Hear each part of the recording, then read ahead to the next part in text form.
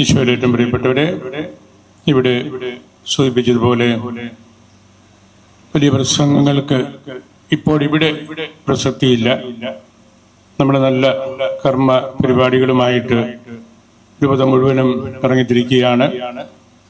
പ്രിയപ്പെട്ട വെള്ളമരുന്ന് കലച്ചനും പ്രസാദ് കുരുവിളയും കൂടെ അവരുടെ ഓഫീസും ശക്തമായ നേതൃത്വം ഇതിന് നൽകുന്നുണ്ട്. വലിയൊരു വിപത്താണ്. നമ്മളുടെ സ്വാഭാവിക പെരുമാറ്റം കൊണ്ട് അതിനെ കീഴ്പ്പെടുത്താൻ പറ്റുമെന്നും തോന്നുന്നില്ല. പരിശുദ്ധ ഫ്രാൻസിസ് പിതാവ് 2-3 മാസങ്ങൾക്ക് മുമ്പ് ഡ്രഗ് ഡീലേഴ്സിനെ കുറിച്ച് സംസാരിച്ചപ്പോൾ പരിശുദ്ധ പിതാവ് പറഞ്ഞത് they are criminals and murderers എന്നാണ്.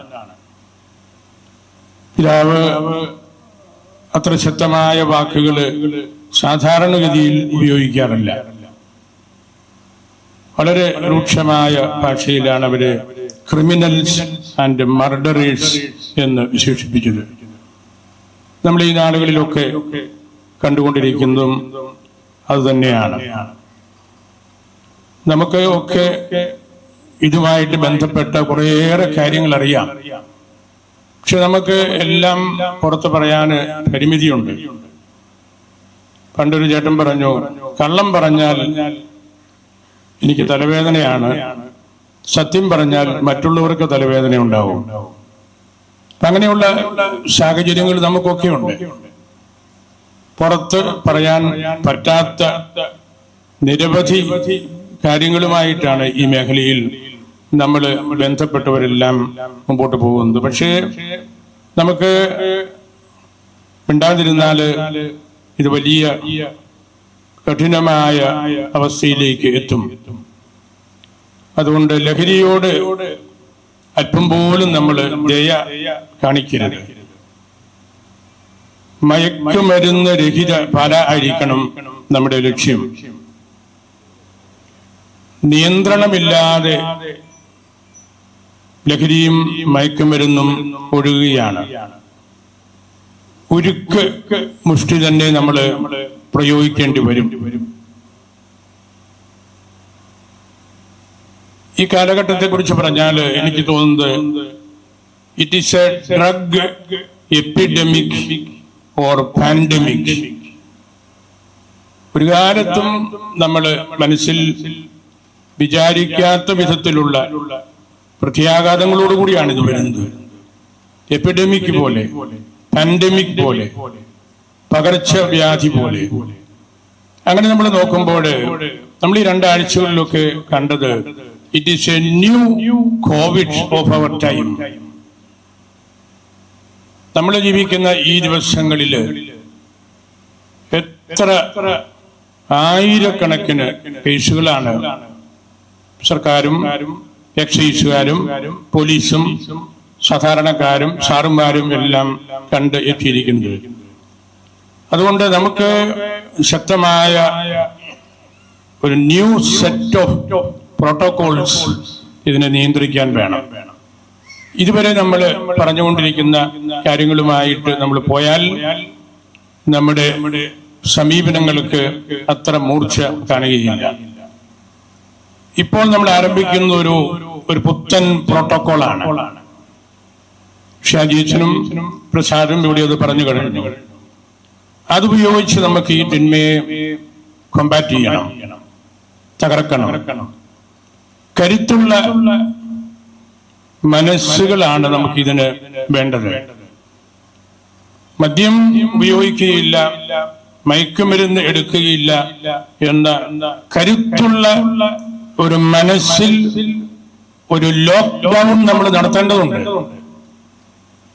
അല്ലെങ്കിൽ കുട്ടികളും മുതിർന്നവരും എല്ലാം ഇത് കഴിച്ചു പോകും. വളരെ സ്ട്രോങ് ആയിട്ടുള്ള നിലപാടുകൾ എടുക്കാനായിട്ട് മനുഷ്യന്റെ മനസ്സിനെ ശക്തിപ്പെടുത്തുകയാണ് ഏറ്റവും പ്രധാനപ്പെട്ട കാര്യമെന്ന് നമ്മൾ മറന്നു കളയുന്നത്.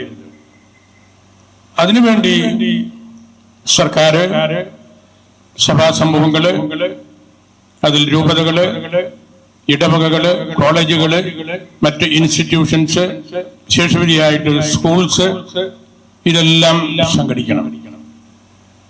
അവരെല്ലാം സംഘടിപ്പിക്കണം. അവിടെയെല്ലാം നമ്മൾ പുതിയ പ്രോട്ടോകോൾസ് കണ്ടെത്തണം. ഇതിന് മുൻഗണന കൊടുത്ത് എങ്ങനെയാണ് ഇതിനെ കീഴ്പ്പെടുത്തേണ്ടത് എന്നുള്ളത്.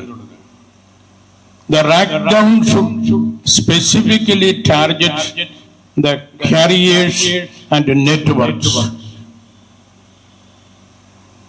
ഇത് കൊണ്ടു നടക്കുന്നവരും വിൽക്കുന്നവരും ഇതിന്റെ കണക്ടിവിറ്റിയിൽ നിൽക്കുന്നവരും എല്ലാം ആരൊക്കെയാണെന്ന് മനസ്സിലാക്കാൻ നമുക്ക് അത്ര എളുപ്പമല്ല.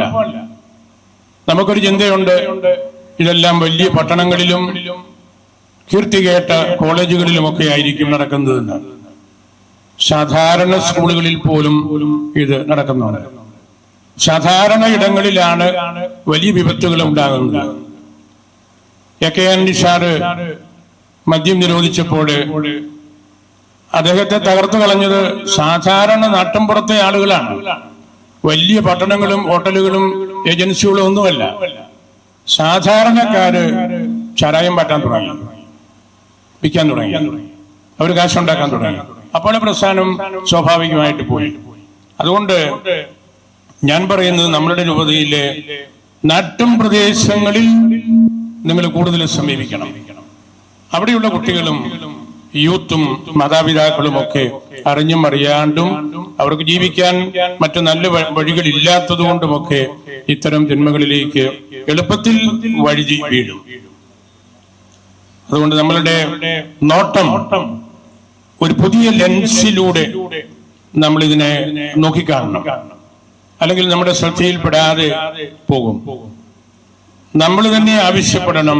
ഡ്രഗ് സ്ക്വാഡുകള് നമ്മളുടെ നാട്ടിൻ പ്രദേശങ്ങളിലും സ്കൂളുകളിലും നമുക്ക് സംശയമുള്ള മേഖലകളിലുമൊക്കെ എത്തിക്കാനായിട്ട്, അല്ലെങ്കിൽ അവരെത്തുന്നുണ്ട് എന്ന് ഉറപ്പുവരുത്താനായിട്ട് സർക്കാർ സാമാന്യം തരക്കേടില്ലാതെ രംഗത്തിറങ്ങിയിട്ടുണ്ട്. പക്ഷെ ഇത് എല്ലാവരും ഒറ്റക്കെട്ടായിട്ട് നിന്ന് കീഴ്പ്പെടുത്തേണ്ട ഒരു ചിന്മയാണ്. ഏതെങ്കിലും ഒരു ശക്തി നോക്കിയാൽ മാത്രം പോരാ. സർക്കാർ എത്ര ശക്തമായിട്ട് നിന്നാലും പൂർണ്ണമായിട്ട് അതിനെ തോൽപ്പിക്കാനായിട്ട് സാധ്യമല്ല. എല്ലാവരുടെയും സഹകരണം വേണം. വലിയൊരു മുന്നേറ്റമാണ്. ഇതൊരു വിശുദ്ധ യുദ്ധമായിട്ട് നമ്മൾ എടുക്കണം.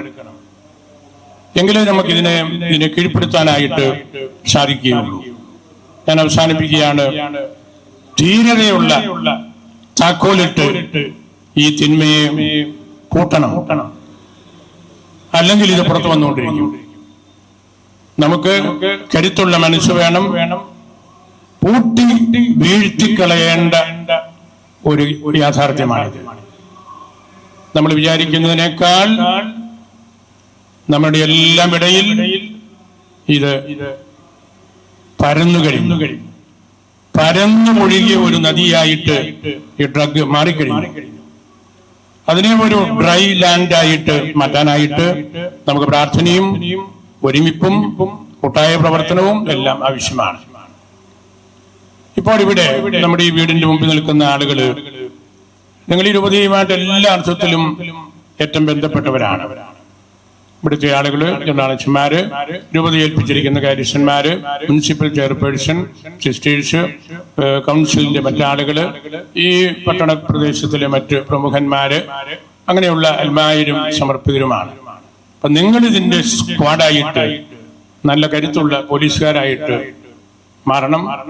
കുട്ടികളെ തന്നെ കണ്ടെത്തണം. അവർക്ക് അറിയാം ആരുടെ കയ്യിലാണ് ഇതുള്ളത്, ഏത് കുട്ടിയാണ് ഇതിന്റെ ഏജന്റ്, ആരാണ് ഈ കുട്ടിയെ കൊണ്ട് ഏൽപ്പിക്കുന്നത്. ഇങ്ങനെയുള്ള കാര്യങ്ങൾക്കൊക്കെ കുട്ടികൾക്കിടയിൽ അവർക്ക് നന്നായിട്ടറിയാം, വളരെ നന്നായിട്ടറിയാം.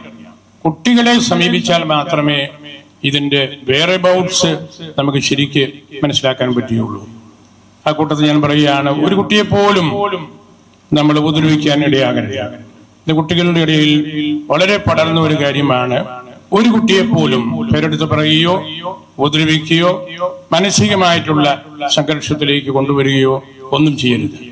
അവരെ ബോധവൽക്കരിക്കുക എന്ന ഉത്തരവാദിത്വം മാത്രമേ ധാർമ്മിക മേഖലയിൽ നിൽക്കുന്ന നമുക്കുള്ളൂ. മറ്റു കാര്യങ്ങളിലേക്കുള്ള നടപടികളിലൊക്കെ സർക്കാർ സ്വീകരിക്കേണ്ട കാര്യമാണ്. അതുകൊണ്ട് നമ്മൾ വളരെ സൂക്ഷിക്കണം, വിവേകപൂർവം വേണം ഈ ആധ്യാത്മിക യുദ്ധത്തിനായിട്ട് ഇറങ്ങാനായിട്ട്. അതിനുള്ള ശക്തി നിങ്ങൾക്ക് എല്ലാവർക്കും കിട്ടാൻ വേണ്ടി നമ്മളെല്ലാവരും പ്രാർത്ഥിക്കുന്നുണ്ട്. പരസ്പര പ്രാർത്ഥനയുടെ ബലത്തിൽ നമുക്ക് മുമ്പോട്ട് നീങ്ങാം.